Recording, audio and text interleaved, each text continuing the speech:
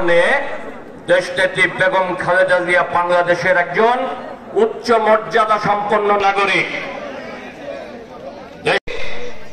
যে ধারণ করে, যে ধারক সেই হইল মা। দেশনেত্রী বেগম খালেদা জিয়া বাংলাদেশের গণতন্ত্রকে ধারণ করেছে, দেশনেত্রী বাংলাদেশের গণতন্ত্র প্রতিষ্ঠা করেছে, মানুষের ভোটের অধিকারের জন্য সংগ্রাম করেছে, মানুষের কথা বলার অধিকার প্রতিষ্ঠা করেছে। আমাদের নেত্রী দেশনেত্রী বেগম খালেদা জিয়া, তাকে বন্দী করে রাখা হয়েছে।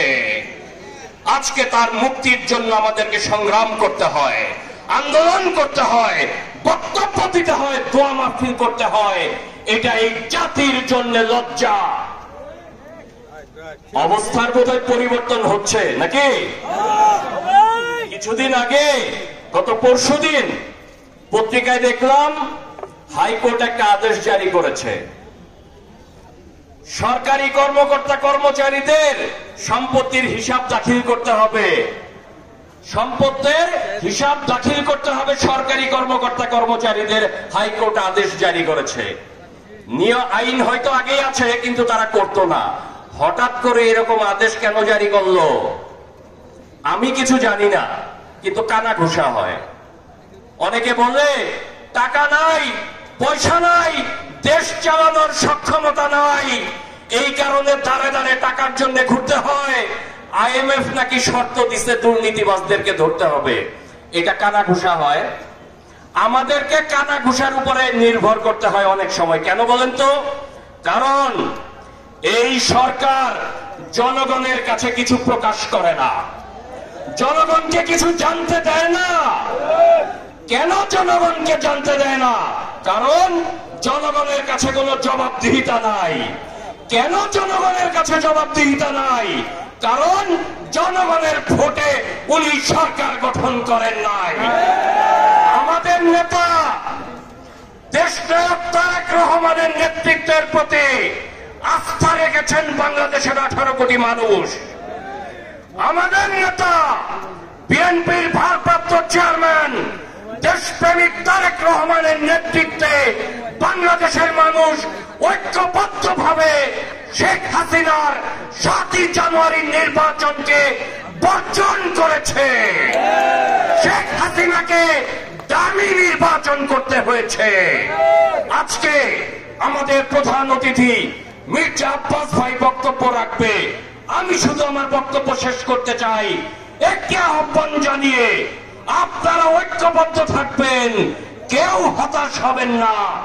ইনশাআল্লাহ আমরা আমাদের নেতা দেশনায়ক তারেক রহমানের নেতৃত্বে বাংলাদেশে গণতন্ত্র প্রতিষ্ঠা করেই ছাড়ব। জনগণের ক্ষমতা জনগণের হাতে ফিরিয়ে দেব। দেশটিকে মুক্ত করব, একটি গণপ্রজাতন্ত্রী বাংলাদেশ গঠন করব ইনশাআল্লাহ। খোদা হাফেজ। বাংলাদেশ জিন্দাবাদ। উচ্চ মর্যাদা সম্পন্ন মানুষ দেশনেত্রী বেগম খালেদা জিয়াকে বন্দী করে রাখা হয়েছে।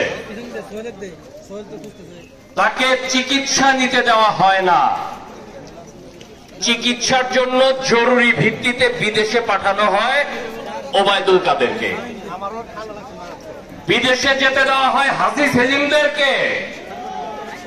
দেশনেত্রী বেগম খালেদা জিয়াকে চিকিৎসা নিতে দেওয়া হয় না।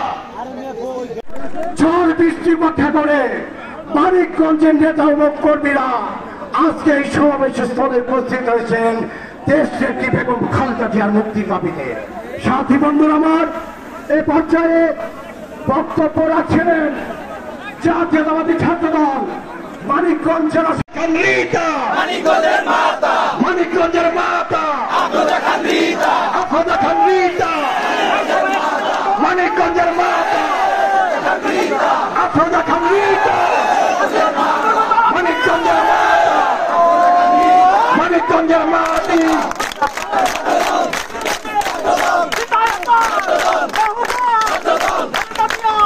আমার ছাত্র